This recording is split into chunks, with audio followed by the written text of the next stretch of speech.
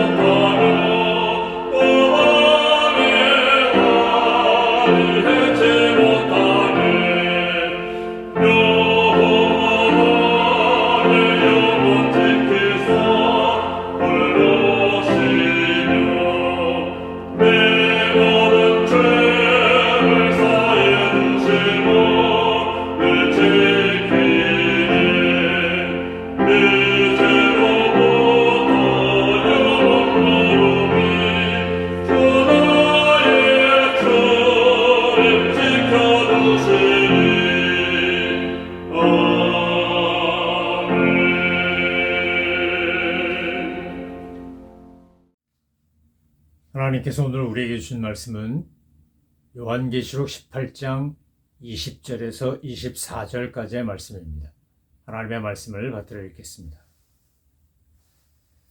하늘과 성도들과 사도들과 선지자들아 그로 말미암아 즐거워하라. 하나님이 너희를 위하여 그에게 심판을 행하셨음이라 하더라. 이에 한 힘센 천사가 큰 맷돌 같은 돌을 들어 바다에 던져 이르되 큰 성 바벨론이 이같이 비참하게 던져져 결코 다시 보이지 아니하리로다. 또 검고 타는 자와 풍류하는 자와 퉁소 부는 자와 나팔 부는 자들의 소리가 결코 다시 내 안에서 들리지 아니하고 어떠한 세공업자든지 결코 다시 내 안에서 보이지 아니하고 또 맷돌 소리가 결코 다시 내 안에서 들리지 아니하고 등불빛이 결코 다시 내 안에서 비치지 아니하고 신랑과 신부의 음성이 결코 다시 내 안에서 들리지 아니하리로다. 너희 상인들은 땅의 왕족들이라. 내 복술로 말미암아 만국이 미혹되었도다. 선자들과 성도들과 및 땅 위에 죽임을 당한 모든 자의 피가 그 성중에 발견되었느니라 하더라. 아멘. 요한계시록 18장은 바벨론의 패망이라고 하는, 바벨론의 멸망이라고 하는 로마 제국의 멸망을 예고하고 있는 내용입니다. 과거에 아시리아가, 바벨론이, 또 헬라가 다 멸망하고 무너진 것을 알고 있기 때문에 지금 이렇게 바벨론으로 상징되는 절대 권력, 성도들을 핍박하고 순교시키고 정말 목숨을 빼앗으면서 탄압하는 아주 강력한 세력조차도 하나님의 심판이 임하면 멸망할 수밖에 없다는 사실을, 또 어떻게 멸망하는지를 요한계시록 18장을 통해 사도 요한은 초대교회 교인들에게 보내며 소망과 위로와 약속을 보여주는 겁니다. 이건 우리에게도 마찬가지입니다. 세상에 존재했던 모든 권력기관, 또 모든 정부, 또 모든 힘 있는 단체나 세력들은 영원할 것 같았지만 우리가 아는 것처럼 어떤 악랄한 독재자도 평생 가지 못했고 영원하지 못했습니다. 나쁜 정권, 악한 정권들도, 그런 권력들도 영원하지 못했습니다. 때가 되면 하나님의 심판이 임하면 결코 다시라는 말이 오늘 20절부터 24절 사이에 6번이나 반복되는 것처럼 결코 다시 보이지도 들리지도 않게 된다는 겁니다.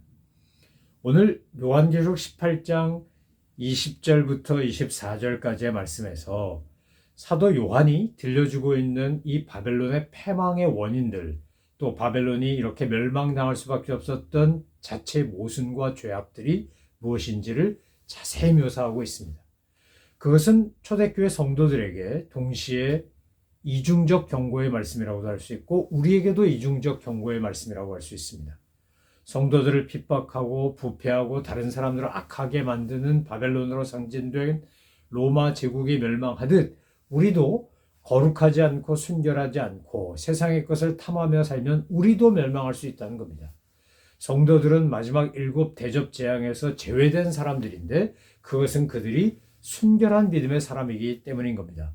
17장에 나온 것처럼 그렇게 주님께서 택하셨고 주님께 부르심을 받았고 주님과 함께 있는 자들, 신실한 자들은 이기고 영적 전쟁에서 승리하고 마지막 대접 재앙에서도 제외되지만 겉으로만 교인이고 정말 주님과 함께 신실하게 동행하지도 주님의 부르심에 상급을 향하여 달려가지도 않고 자기 욕망대로 사는 사람들은 겉으로는 교인일지 모르나 속으로는 성도가 아니기 때문에 그런 분들은 똑같이 오늘 이렇게 징계를 받는 이런 심판을 받는 무서운 멸망의 대상이 될 수 있다라는 것을 경고하는 겁니다.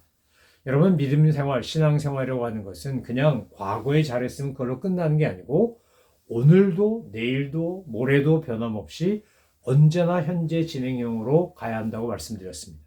신앙 생활은 늘 현재 진행형인 겁니다. 지금 여기에 오늘 바로 이곳에서 내가 주님 앞에 신실하게 또 주님의 선택을 받은 하나님의 백성답게 주님의 택하심을 입은 하나님의 자녀답게 주님의 제자답게 사는 것이 중요하다는 겁니다. 이 묵시문학이라고 하는 것은 일종의 상상력이 마음대로 전개되는 것이기 때문에 요한계시록 18장을 읽어 나가다가 19절까지 이제 울고 애통하고 탄식하고 하는 왕, 상인들 또 그 상선에서 일하는 사람들 이런 사람들 얘기가 나오다가 갑자기 20절에서 이제 성도들과 사도들과 선지자들아 즐거워하라 이런 말이 나옵니다. 이게 왜 갑자기 논리가 안 맞게 이런 말이 나오지? 이런 생각이 들 수 있는데 이건 묵시문학의 특징입니다.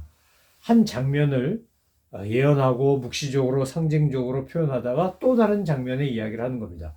그러니까 바벨론 패망은 어떤 거냐? 먼저 나오는 이야기는 바벨론이 멸망할 수밖에 없는 자체 모순, 그들이 저질렀던 죄악들을 이야기한 후에 이제 그들이 완전히 멸망하는 이유는 바로 성도들의 기도 때문이라는 겁니다. 성도들이 하나님 앞에 즐거워야 되는 건 악인들이 멸망당하는 것 때문에 즐겁다기보다는 악을 심판하신 하나님의 공의 때문에 즐거운 겁니다. 성도들을 죽이고 핍박하고 그렇게 괴롭히던 악한 세력이 결국 하나님의 공의로운 심판의 대상이 되고 심판을 받는다는 것 때문에 우리는 하나님의 정의가 이기고 하나님의 공의가 이루어진다는 것 때문에 즐거워하는 겁니다. 여러분, 죄인은 불쌍히 여겨야 되고 죄는 미워하셔야 됩니다. 그러니까 죄가 흥황해진 걸 우리는 기뻐할 수 없습니다. 죄는 반드시 멸망당해야 되고 사라져야 합니다. 그러나 그 죄인들이 회개하고 돌아와서 하나님의 은혜를 받고 구원받도록 우리는 끊임없이 기도해야 합니다. 오늘 20절의 말씀 바로 그겁니다. 그래서 이제 성도들이, 사도들이, 선지자들이 하나님의 그 공의로 인하여 하나님의 정의로운 심판 때문에 즐거워하고 기뻐하는 겁니다. 그런데 20절, 21절 말씀해 보니까 한 힘센 천사가 이제 나타나서 바벨론이 어떻게 멸망하는지, 로마 제국이 되었든 히틀러가 되었든 스탈린이 되었든 김일성이 되었든 앞으로도 등장할 수많은 독재자들과 하나님의 나라를 어그러뜨리고 성도들을 핍박하고 진리를 거스리는, 진리를 불의로 막는 불경건한 사람들에게 또 집단에게 똑같이 임할 심판은 바로 큰 맷돌을 같은 돌을 들어 바다에 던지는 것처럼 그렇게 완전히 멸망하고 만다는 겁니다. 여러분, 큰 맷돌을 바다에다 던지면 파도가 쳐도 풍랑이 일어도 이건 그 바다 밑에 가라앉아서 꿈쩍도 하지 않습니다. 꼼짝하지 않습니다. 그곳에 있는 겁니다. 하나님의 심판이 임하면 그것이 다시 일어나고 부활하고 이러는 게 아니라 그것은 영원히 멸망받고 심판받고 제거되고 사라지는 겁니다. 그래서 오늘 본문에 보면 21절에부터 23절까지 계속해서 반복되는 단어가 하나 나오는데, 표현이 나오는데, 그것은 뭐냐면 결코 다시입니다. 결코 다시 보이지 아니하리라. 결코 다시 들리지 아니하리라. 결코 다시 너희에게 들리지 아니하리라. 결코 다시 비치지 아니하리라. 결코 다시 들리지 아니하리라. 결코 다시, 이러면서 계속해서 결코 다시, 결코 다시, 결코 다시 이렇게 6번이나 강조합니다. 그런데 어떻게 파괴되는 거냐? 어떻게 심판받는 거냐? 오늘 본문에 보면 아주 정확하게 구별하여 모든 분야에서 하나님의 심판이 임한다는 것을 강조하기 위해 하나씩 열거하고 있습니다. 첫 번째가 뭡니까? 큰 성 바벨론이 비참하게 던져집니다. 나라가, 권력이, 집단이, 개인이 무너지는데 완전히 무너지는 겁니다. 그리고 그 나라를 또는 공동체를 구성하고 있던 모든 분야가 다 심판을 받는데, 첫 번째 보니까 검은 것 타는 자와 풍류하는 자와 퉁소 부는 자와 나팔 부는 자의 소리가 결코 다시 내 안에서 들리지 아니하고, 이게 무슨 말입니까? 음악, 예술, 공연, 이런 인간들의 문화활동, 예술활동, 이 모든 것이 다 사라져버린다는 겁니다. 여러분, 문화는, 예술은 먹고 살만하고 경제적으로 좀 여유가 있고, 이제 인간이 미를 추구하고 자기들의 어떤 예술성을 드러내고 창의성을 드러내고 싶을 때, 그때 문화가 발전합니다. 그러니까 어떻게 보면 경제성장의 최정점에 있는 것이 문화적, 예술적 활동이라고 할 수 있습니다. 근데 이것이 제일 먼저 무너져 내리는 겁니다. 그 다음에 뭐가 무너져 내립니까? 보니까 어떠한 세공업자든지 결코 다시 내 안에서 보이지 아니하고, 또 맷돌 소리가 결코 다시 내 안에서 들리지 아니하고, 두 번째, 세 번째 보면 세공업자 얘기가 나오고 그 다음에 맷돌 얘기가 나옵니다. 세공업자로 상징되는 건 뭡니까? 장식품이라든지 공예품이라든지, 인간이 경제적으로 이제 먹고 살만해지기 시작하면 그 다음에 가구도 만들고 예술품도 만들고 장식품도 만들고 하지 않습니까? 인테리어가 됐건 엑스테리어가 됐건 우리가 겉을 꾸미고 아름답게 만들고 하는 이 모든 것들도 사라지고, 여기 맷돌 소리가 결코 다시 내 안에서 들리지 아니하리라 하는 건, 이 바다에 던져진 맷돌은 큰 맷돌이고, 이것은 우리가 콩 갈아 먹고 이럴 때 쓰던 그런 맷돌입니다. 옛날엔 맷돌로 음식도 만들고 뭐 갈기도 하고 그랬는데, 이것은 이른바 산업을 상징하는 것이라고 볼 수 있습니다. 그러니까 예술 또는 어떤 장식품과 같은 이런, 뭐 우리가 흔히 명품이라고도 그러고, 꼭 그거 없어도 사는 데는 전혀 지장 없지만 있으면 좋고 또 윤택함을 느끼고 좀 이렇게 럭셔리한 것 같고, 이런 것들 다 사라진다는 겁니다. 더 중요한 건 뭡니까? 맷돌 소리도 들리지 않는다는 겁니다. 심지어 23절에 보면 등불빛이 결코 다시 내 안에서 비치지 아니하리라. 여러분, 세상이 소위 블랙아웃 돼가지고 모든 전기가 끊어지고 모든 동력이 끊어지면 우리는 살 수가 없습니다. 전구가 발전되고 난 다음부터 소위 말해서 도시문화가 가능했고 밤문화가 가능했고 여러 가지 행사를 할 수 있는데, 이제 그거 못한다는 겁니다. 다 사라진다는 겁니다. 뿐만 아니라 어떤다고요? 신랑과 신부의 음성이 결코 다시 내 안에서 들리지 아니하리로다. 이게 무슨 말입니까? 이제 씻가고 장가가고 애 낳고 가정 이루어가는 이런 인간의 본초적인, 하나님이 천지를 창조하시면서 인간에게 주셨던 생육하고 번성하라라고 하는 것도 다 끝이 난다는 겁니다. 오늘 18장에서 바벨론의 패망, 바벨론의 멸망을 예언하고 있는 이 내용을 보면 어떻다는 겁니까? 하나님의 심판이 임하면 이제 문화, 예술, 경제, 산업, 가정 모든 것이 파괴되고 완전히 깨끗하게 사라지고, 그리고는 결국 멸망한다는 겁니다. 여기 23절 이하부터 24절에 그 이유가 아주 분명하게 설명되고 있습니다. 바벨론이 멸망하는 것, 바꿔 말하면 바벨론으로 상징되는 로마 제국뿐만 아니라 모든 이 세상에 존재하는 정부나 권력기관이나 공동체나 다 이렇게 하면 멸망하는 겁니다. 이렇게 하면 망하는 겁니다. 자, 첫 번째 이유가 뭡니까? 너의 상인들은 땅의 왕족들이라 내 복술로 말미암아 만국이 미혹되었도다. 이 복술이라는 말에서 pharmacy라고 하는 약국이라는 말이 나옵니다. 그런데 요즘 미국 사회에 살면서 우리가 심각하게 느끼는 게 뭡니까? 지금 중남미와 또는 중국과 여러 곳에서 들여오는 마약으로 인해 필라델피아 켄싱턴 거리 같은 데 가면 지금 거의 좀비 수준으로 마약에 망가진 사람들이 그렇게 희한한 모습으로 서 있는 것도 앉아 있는 것도 아닌 듯이 정말 그렇게 고통당하고 죽어가는 모습을 볼 수 있다고 하지 않습니까?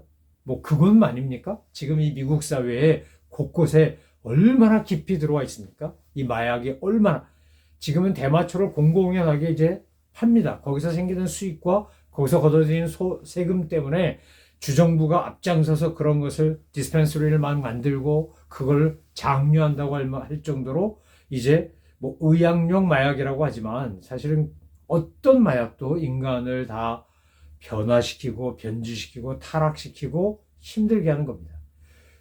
쾌락을 추구하다가 나중엔 뭐합니까? 나중에는 자기 육체로 자기 스스로 뭔가를 할 수 없으니까 환각 증세에 사로잡히기 위해서 마약을 쓰는 거 아니겠습니까? 그 환각 증세에 사로잡혔을 때 느끼는 희열이 마약한 사람들의 이야기를 들어보면 굉장하다 그럽니다. 근데 요즘은 그 마약 거래가 이른바 초등학교까지 침투했다는 이야기를 듣습니다. 뿐만 아니라 그렇게 비정상적인 사회가 되면 어떻게 되는 겁니까? 지금 미국 사회가 날마다 거의 매일같이 듣다시피 할 정도로 우리가 참 고통스럽게 접해야 된 뉴스 중에 하나가 바로 총기 사건 아닙니까? 뭐 그게 교회가 됐든 심지어 뭐 쇼핑몰이 됐든 학교가 됐든 뭐가 됐든 이제 어느 것도 안전한 지대가 없습니다. 누가 총을 쏴댈지, 누가 와서 증오범죄를 할지, 누가 인종차별적인 행동을 할지, 누가 충동적인 살인을 할지 아무도 알 수 없습니다. 정말 한 치 앞을 내다볼 수 없는 전쟁터 같은 삶으로 인해 살고 있는 겁니다. 그 왕이라고 하는 이 상인이들이 왕의 왕족들이라고 그랬는데 경제적 이유 때문에 왜 마약을 거래합니까? 그것으로 엄청난 이익을 벌기 때문 아닙니까? 그래서 생산하고 또 매매하고 유통하고 이러면서 거기서 마약을 통하여 돈을 벌어들이는 엄청난 카르텔이 있다고 하지 않습니까? 여러분 온갖 인간의 이익을 위해서 자기의 경제적 유익을 위해서 수단 방법을 가리지 않고 온갖 악한 짓을 할 수 있는 게 인간입니다.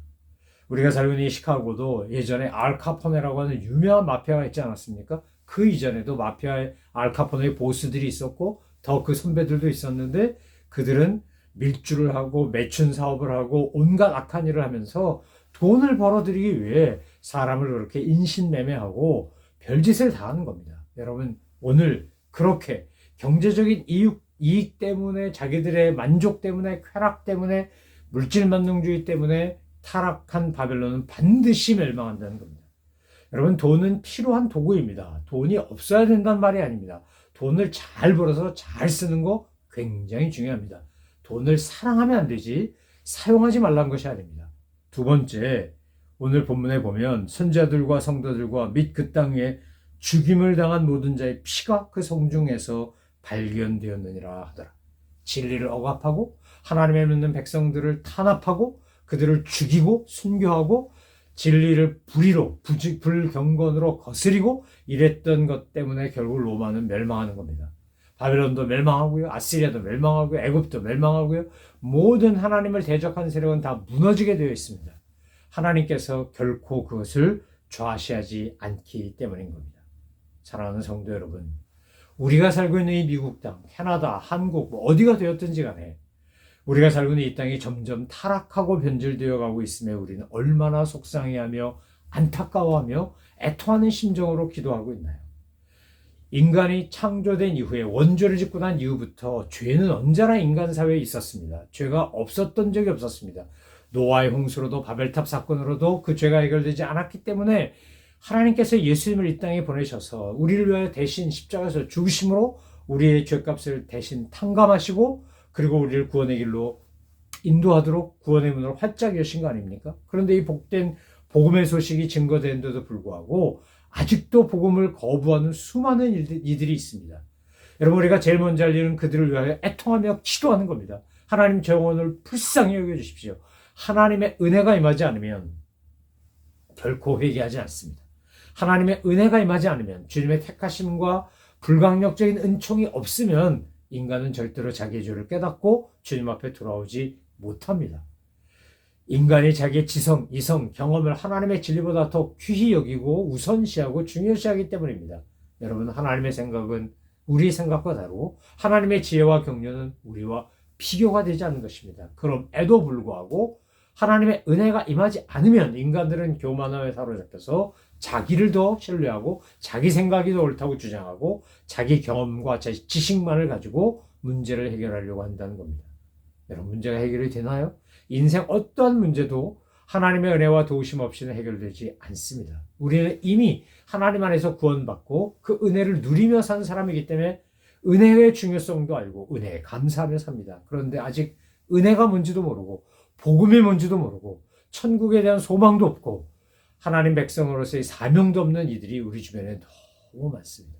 우리가 그들을 긍휼히 여기고 복음을 전할 뿐만 아니라 그 영혼을 위해 기도하고 주님 앞에 간구할 때 바벨론과 함께 멸망하는 불쌍한 영혼이 아니라 구원받은 17장 이제 14절에 나오는 것처럼 그렇게 어린 양과 더불어 싸우고 만주의 주요 만왕의 왕이신 주님과 함께 이기고 그리고 택하심을 받은 진실한 자로서 승리하는 그런 하나님의 백성이 될 수 있도록 우리가 기도하고 전도하는 일에 최선을 다할 때 이 땅에 놀라운 회개의 역사와 구원의 역사가 일어날 것입니다.